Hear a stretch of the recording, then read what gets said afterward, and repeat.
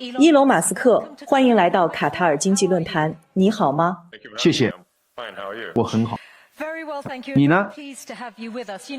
非常好，谢谢。很高兴您能来到这里。在多哈的听众中，有一些您认识的人，他们多年来在经济上支持您。自从您上次在2022年在这里发言以来，您的生活发生了很多变化。您不仅经营着多家公司，当然那时您也在做，而且现在您还在政府部门担任职务。首先，我们有很多内容需要在有限的时间内讨论，所以如果您不介意我时不时地将您从一个话题转移到另一个话题，那就太好了。这样可以吗？没问题。好，那我们先从你现在集 CEO 和政府顾问于一身的身份说起，跟我说说你这周的安排吧。你是怎么分配时间的？我经常出差。昨天上午我在硅谷，昨天晚上在洛杉矶，现在我在波士顿，明天我会去华盛顿。我想我会在那里，在和总统共进晚餐之后，然后会参加一堆部长级别的会议，周四晚上回硅谷。你怎样平衡这么多的工作？是否仍然像您之前所说的那样，每周花1到2天的时间在政府工作上吗？是的。那么这对你的企业生涯意味着什么？因为如果我们从特斯拉开始说起，近几个月来，这家公司遭受了你所说的负面影响。那么你有什么计划来扭转这种局面，扭转销量下滑的局面？你认为在哪个阶段能够扭转局面？已经好转了。给我一些这方面的证据。我刚看了4月份欧洲的销售数据，显示主要市场的销量大幅下滑。欧洲是我们最薄弱的市场。我们在其他地方都很强劲，所以我们的销售额目前表现良好，我们预计不会出现任何明显的销售缺口。而且你知道，显然股市也意识到了这一点，因为我们现在的市值又回到了1万亿美元以上，所以很明显市场已经了解了这一情况，所以情况已经好转了。但销售额还是低于去年同期，在欧洲是这样，对吧？对，是的，但所有厂商都是这样，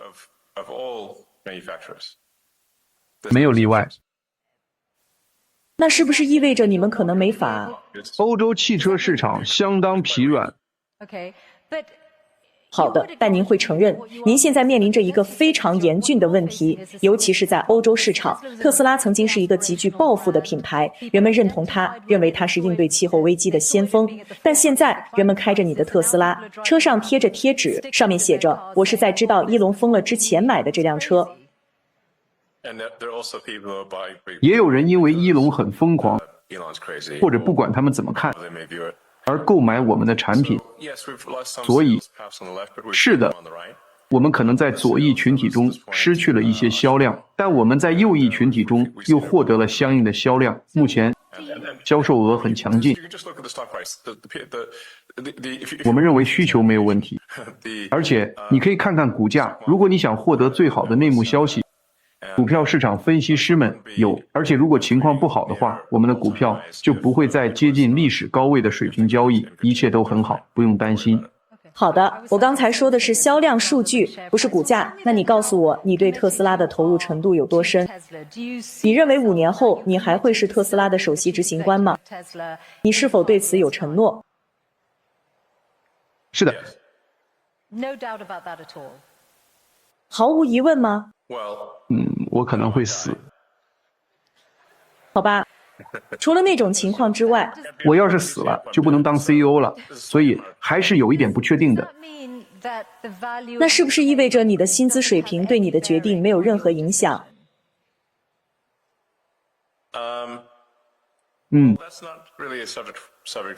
这个不太适合在这个场合讨论。我认为如果有人做了非常了不起的事情，那应该给予相应的报酬，以匹配他所做的贡献。而且我相信无论在特拉华州那些假扮成法官的激进分子做什么，都不会影响未来的薪酬。这位法官曾2次否决了授予你的560亿美元薪酬方案。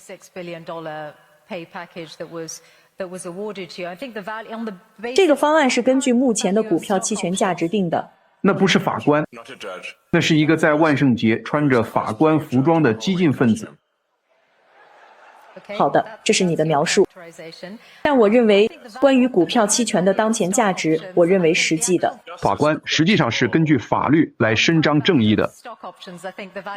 关于当前股票期权的价值，我认为该薪酬方案的价值约为1000亿美元。您是说您对未来薪酬方案的价值感到释怀吗？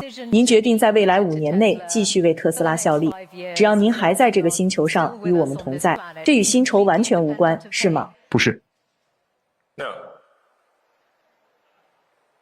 所以两者是相关的，薪酬是影响你对特斯拉承诺的一个相关因素吗？对我来说，拥有足够的投票控制权，以至于我不会被激进投资者赶下台，这才是重要的。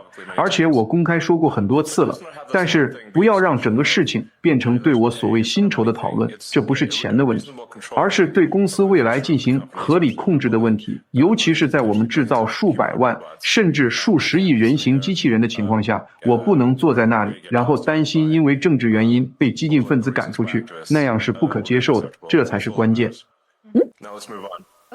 我们换个话题吧。就一个问题，在我们谈论其他公司之前，我问一个问题，就是过去几个月在特斯拉身上发生的一些事情，你是否觉得是针对你个人的？是的。有没有让你后悔，或者让你重新考虑你的政治活动？因为这确实是……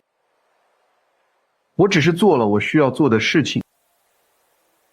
这种激烈的反击，我不是一个会使用暴力的人。但是针对我的公司发生了大规模的暴力行为，我也受到了大规模的暴力威胁。这些人是谁？他们为什么要这样做？他们怎么能做那样的事？他们错得有多离谱？他们站在了历史的错误一边，那是很邪恶的事情，去破坏一些可怜的无辜的人的车，威胁要杀我。这些人到底怎么了？我又没有伤害任何人，所以需要对他们采取一些行动。而且他们中的一些人就要进监狱了，他们罪有应得，而且还会有更多人进监狱。你指的是对特斯拉展厅的袭击？是的，向展厅开枪、烧毁汽车是不可接受的。对，那些人会进监狱，资助和组织他们的人也会进监狱。但放心吧，我们会找到他们的。你难道不觉得？你难道不承认？在欧洲，一些人反对特斯拉，是因为他们对你的政治立场感到不满，而且他们中很少有人会采取任何暴力行为，他们只是反对他们所看到的你在政治上的言行。当然，反对政治观点是可以的，但诉诸暴力以模拟像绞死某人以及发出死亡威胁是不可接受的，这显然是不可以的。太荒谬了，无论如何，这都是完全没有道理的。然而，一些传统媒体却试图为这种行为辩护，这是丧尽天良的。他们应该感到羞耻。那我们来谈谈你的其他公司和其他业务领域。太空探索技术公司 SpaceX， 我看到你最近在西点军校的演讲中提到，未来战争是人工智能和无人机，而且鉴于目前的世界局势，国防显然是一个日益繁荣的领域。你认为太空探索技术公司会进军武器无人机领域吗？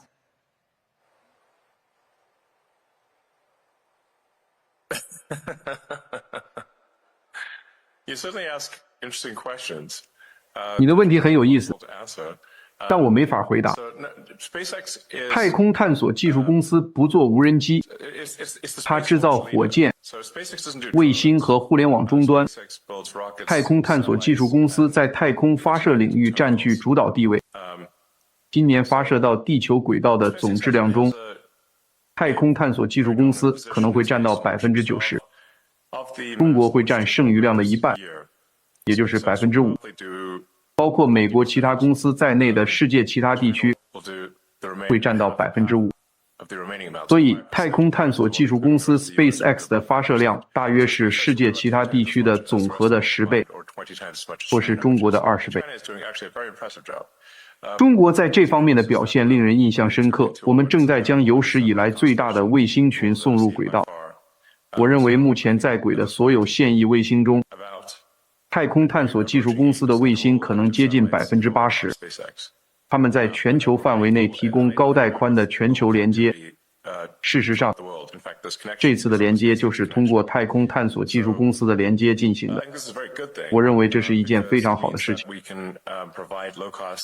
因为这意味着我们可以为世界上没有网络或网络非常昂贵的地区提供低成本、高带宽的互联网。我认为能够帮助人们脱贫致富的最重要的事情，就是让他们能够连接互联网。因为一旦有了互联网，你就可以在网上免费学习任何东西，而且你还可以向全球市场销售你的商品和服务。有了通过互联网获得的知识以及参与商业活动的能力，这将大大提高世界各地人们的生活质量，而且这已经实现了。我想感谢在座的各位，感谢你们对星链的支持，以及帮助星链在你们国家获得批准。我认为它在已经批准的国家做得很好。我想现在有130个国家对它非常满意。我目前不打算让太空探索技术公司进入武器行业，这当然不是我们的目标。我们经常被要求做武器项目，但到目前为止，我们都拒绝了。你是否设想太空探索技术公司 SpaceX 或者说星链作为一个独立的实体，在将来公开上市？星链未来可能会在某个时候上市。什么时候？有没有时间表？什么样的时间表？我不着急，我一点都不着急上市。上市也许是一种可能赚更多钱的方式，但代价是会产生大量的上市公司运营管理费用，而且不可避免的会遇到一堆非常烦人的诉讼。所以确实应该对美国的股东衍生诉讼做些什么，因为它允许那些并不代表股东的律师事务所通过找一个持有少量股份的傀儡原告，假装代表股东对公司提起大规模诉讼。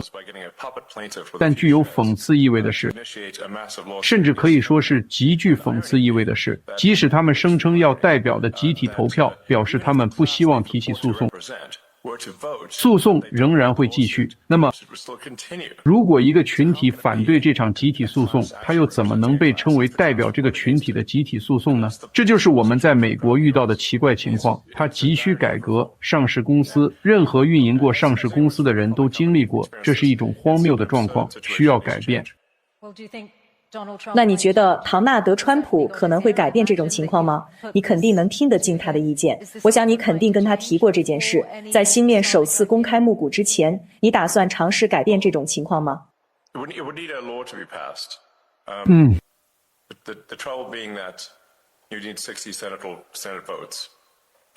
这需要通过一项法律，问题在于你需要参议院60票的支持，而民主党会投反对票，而且我认为原告律师协会是民主党的第2大捐助者。问题就在这里，在州一级，这个问题是可以解决的。而且我应该说，德克萨斯州最近通过了一项法律，至少在州一级，诉讼变得更加合理，因为你必须至少得到3%的股东，即至少33个股东中的一个同意，他们是股东集体诉讼的一部分，这会有助于减少无意义的诉讼。好的，我们来谈谈人工智能，它以不同的方式存在于你们的很多业务和我们所有人的世界中。自从3年前你上次在这个论坛上发言以来，生成式人工智能的发展是最大的变化之一。当然，你也在这个领域拥有格柔克。几乎每个人都知道你共同创立了 OpenAI， 然后离开了。显然你和 OpenAI 以及奥特曼之间有一场法律纠纷。我想知道你是否可以谈谈这件事的进展，因为上周你和总统以及奥特曼在沙特阿拉伯，你们同一个时间在同一个地方。当时总统和萨姆奥特曼都在旁边。那这是否意味着您将继续推进对 OpenAI 的诉讼？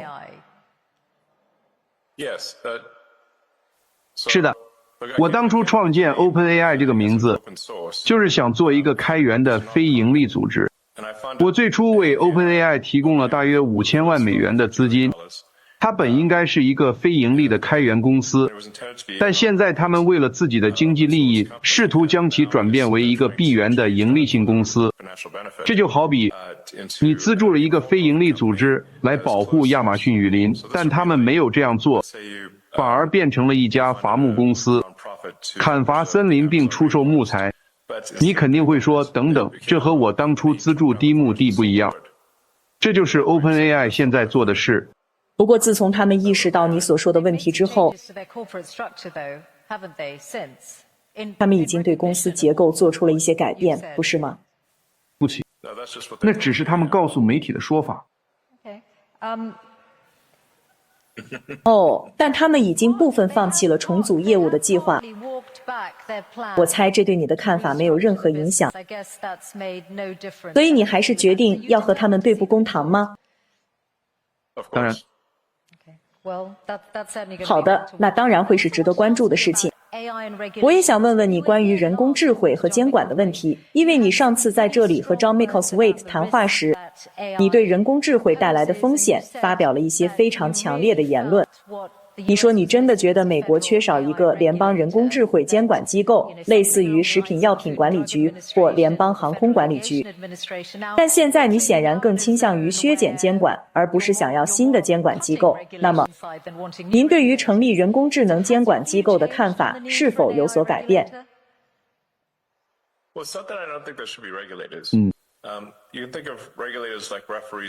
不是说我不认为应该有监管机构，你可以把监管机构想象成运动场上的裁判，应该有一些裁判，但不应该多到你踢球的时候总会踢到裁判。所以在美国的很多领域，监管负担随着时间的推移而增加，以至于就像球场上的裁判比球员还多，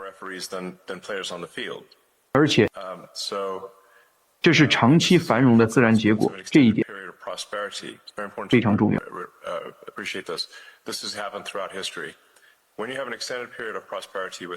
大家要认识到，纵观历史，情况都是如此。当经济长期繁荣，没有生存危机，那么就不会有清理不必要的法律法规的机制。所以每一年都会有更多的法律法规被通过，因为立法者总要立法，监管者总要监管。随着时间的推移，法律法规就会越来越多，直到所有事情都变成非法。我给你们举一个非常荒谬的例子，在拜登政府的领导下，太空探索技术公司SpaceX 因为没有在美国雇佣寻求政治庇护者而被起诉。问题是，根据国际武器贸易条例，太空探索技术公司雇佣任何非美国永久居民实际上是非法，因为他们认为，如果这些人不是永久居民，他们就会把先进的火箭技术带回自己的国家。所以我们现在就面临着这样一种情况，雇佣寻求政治庇护者既是合法的，同时又是非法。而拜登的司法部还是选择起诉我们，尽管两条路都被认为是非法的，我们左右为难。很明显，但我的问题是，你之前说过要专门设立一个人工智能监管机构，3年前就需要了。你说过，我们需要在人工智能监管方面采取积极主动的措施，而不是被动应对。你改变主意了吗？当然没有。我的意思是，应该有一些裁判在场上，几个裁判，但你不应该让场地上挤满了裁判，以至于你往任何方向踢球都会踢到裁判。所以，像汽车、航空航天，还有食品药品行业这些发展很久的领域，监管过度，但像人工智能这样的新兴领域，监管不足，实际上根本就没有监管机构。对的，所以仍然应该有一个监管者，是吧？应该有。我只是想说，我认为这是基本的常识，就是你至少想在场上安排几个裁判，你不想有一大堆裁判，但是你想在任何一个场地、任何一个运动，甚至是任何一个工业领域安排几个裁判，以确保公共安全得到保障。但是你不想有太多的裁判，所以应该有一个适当数量的裁判。就像我说的，如果和体育运动相比，这其实很容易理解。如果整个场地挤满了裁判，那看起来就很荒谬。但是如果没有裁判，比赛就不会那么精彩。好的，那我们来谈谈你的新世界。你作为政府顾问的角色，你现在身处一个独特且前所未有的位置。你自己拥有价值数十亿美元的联邦政府合同，主要通过太空探索技术公司 SpaceX， 而且现在因为政府效率部，你还掌握了内部信息。你是否认为仅仅通过这个事实就能看出存在利益冲突或潜在的利益冲突？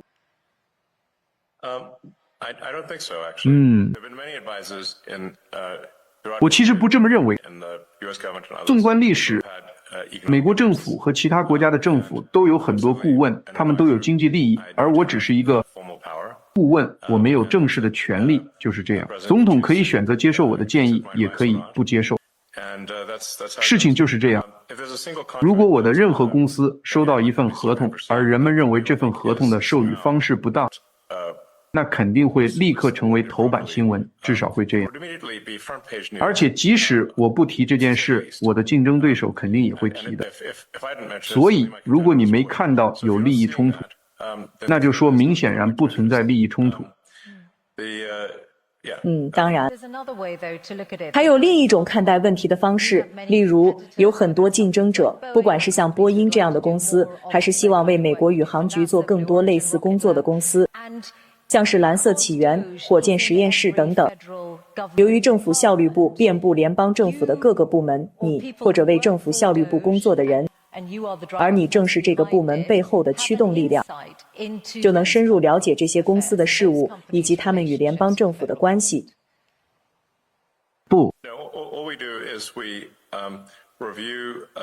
我们所做的就是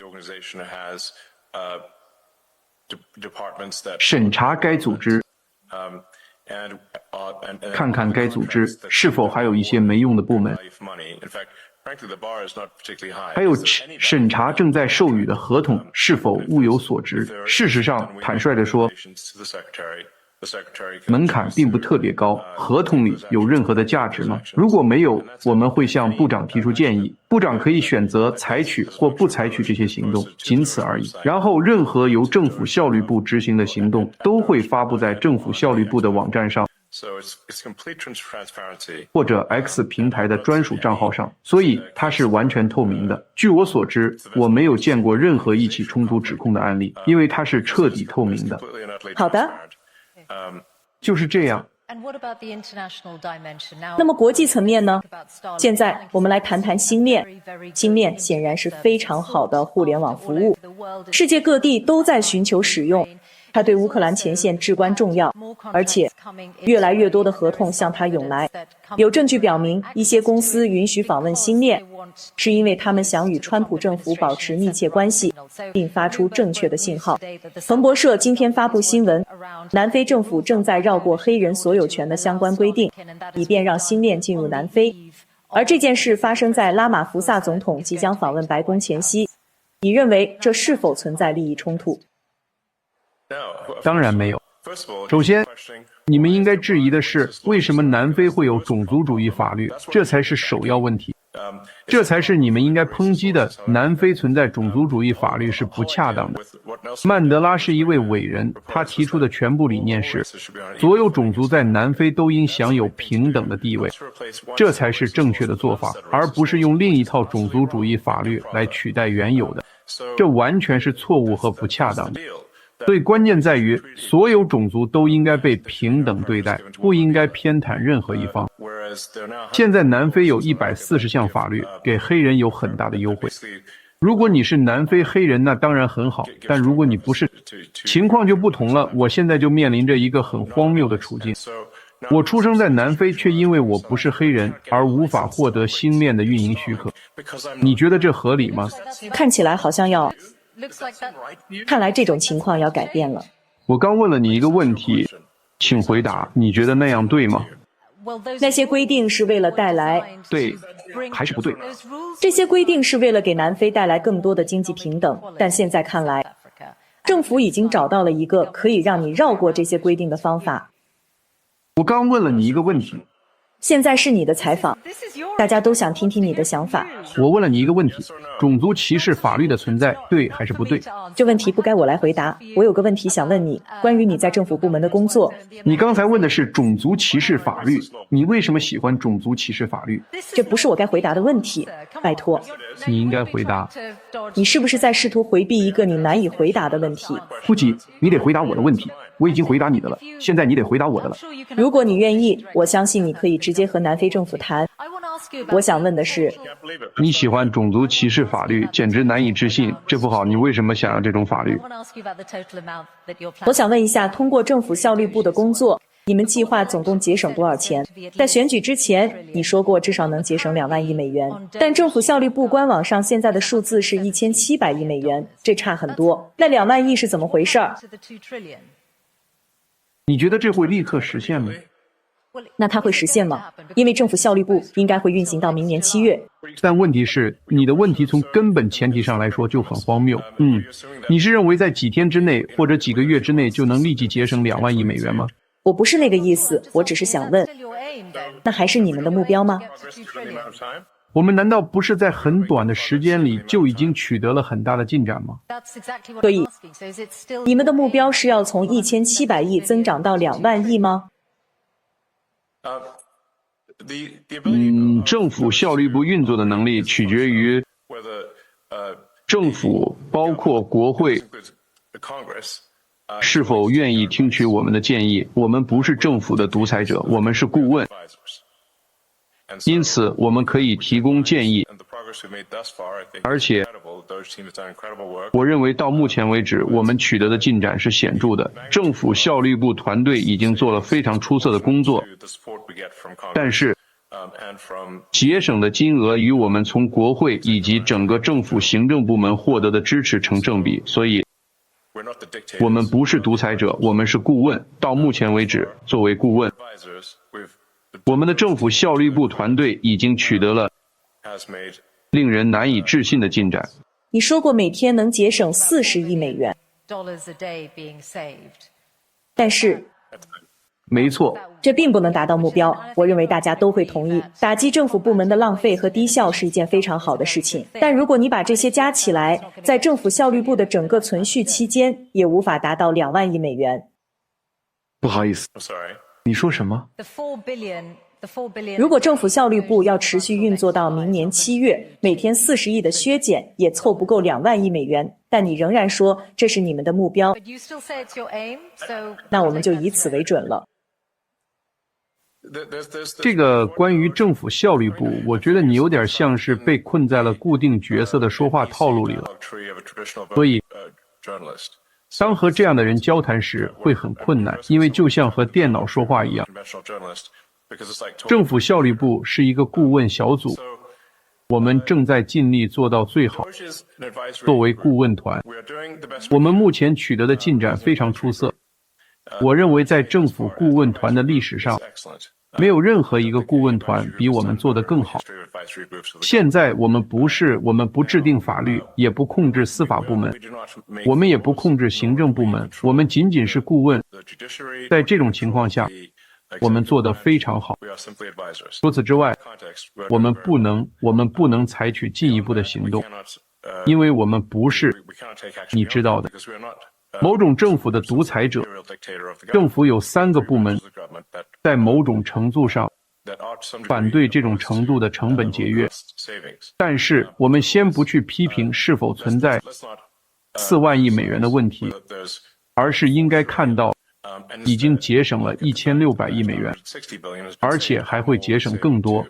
就像我说的，我想大家都会同意，在任何政府部门减少浪费、打击欺诈、对纳税人的钱负责，都是一件非常好的事情。所以，是的，我看得出来你对这项工作感到自豪。我想问一下关于美国国际开发署以及比尔盖茨前几天发表的评论。我知道你称他为他是个骗子。我知道你说过的。我想知道。太糟糕了，比尔盖茨以为自己是谁，竟然对儿童福利指手画脚。他可是和杰弗里·爱泼斯坦有金钱往来的人。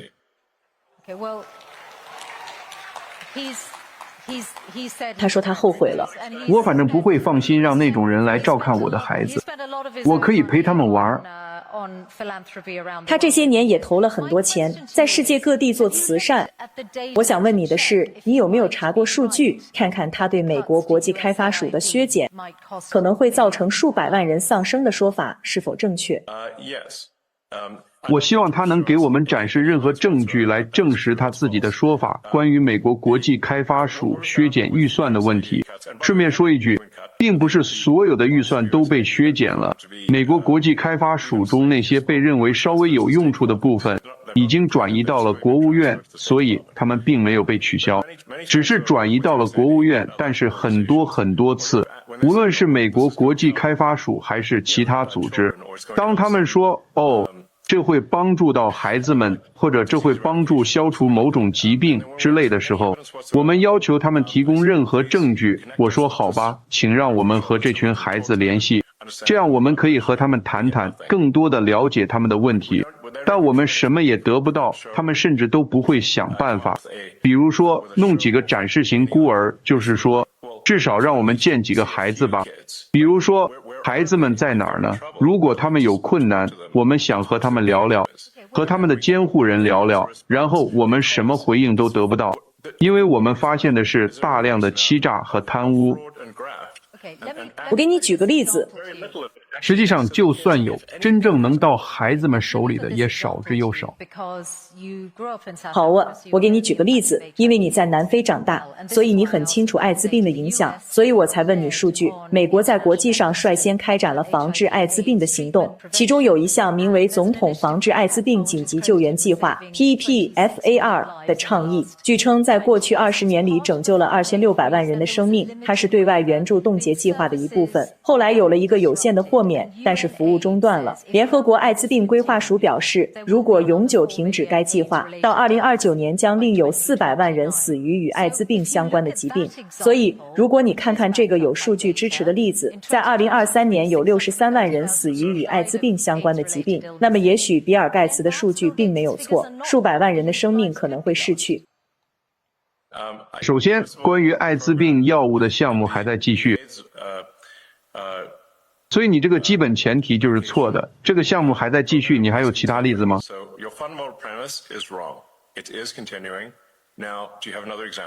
因为你引用的那个是假的，并不全是这样。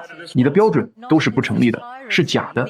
只有一个有限的豁免，而且联合国艾滋病规划署也说了，并非所有之前由美国国际开发署资助的项目都在继续进行，所以我才给你举这个例子。好，哪些项目没有获得资助？我现在就去解决。所有信息都在联合国艾滋病规划署的网站上，你可以去查，但大多数都是与预防有关，例如推广一种药物。这种药物被誉为多年来对抗艾滋病的最大突破之一，是去年推出的。所以如果你能关注一下，我相信联合国艾滋病规划署会很高兴你能再次关注一下。好的，如果这是真的，我对此表示怀疑，但如果是这样，我们会解决的。好的，最后想问一下，关于您在政治上的影响力，您是否已经决定在即将到来的中期选举中会投入多少资金？上次美国大选，您的实际花费比3年前在这里预计的要多得多。未来您还会继续以这种规模投入选举吗？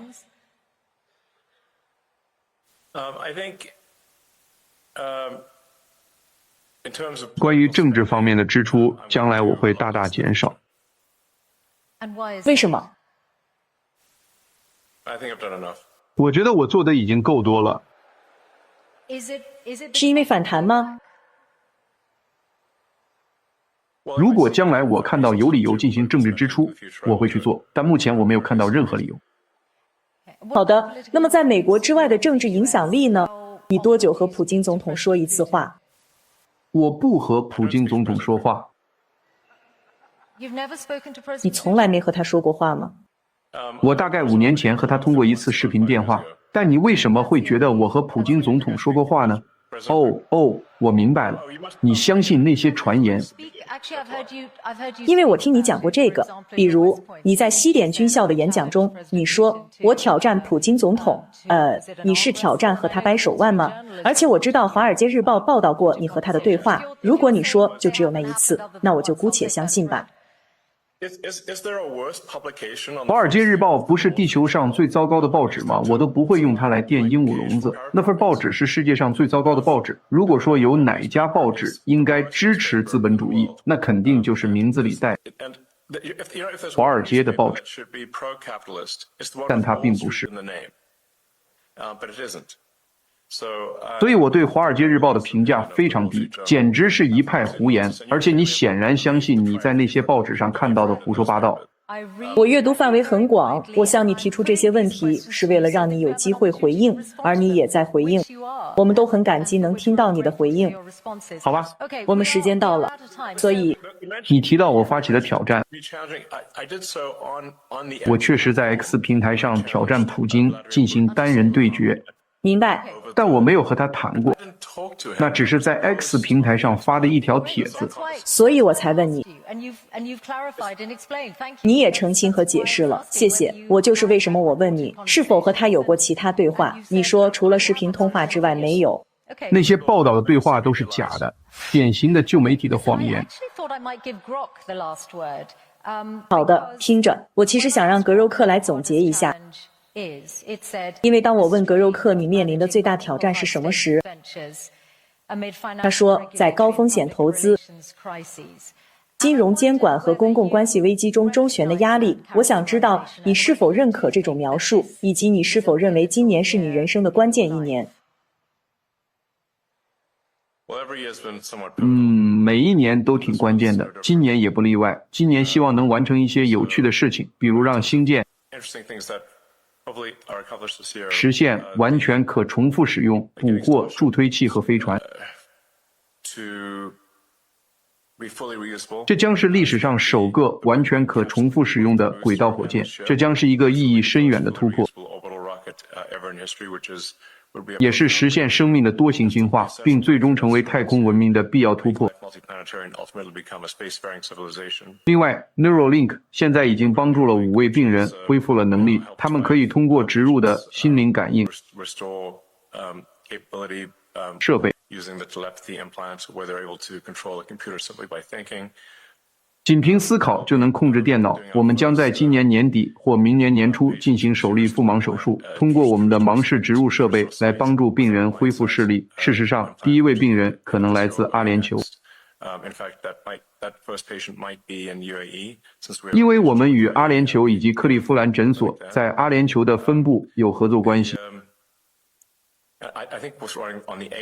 在人工智能方面，我认为我们已经接近所谓的通用人工智能 AGI，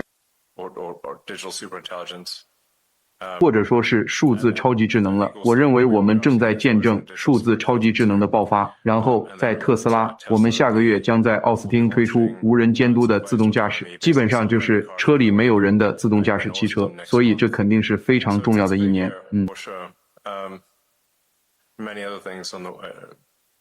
还有很多其他项目也在进行中。我首先是一名技术人员。伊隆·马斯克，非常感谢您参加卡塔尔经济论坛，谢谢。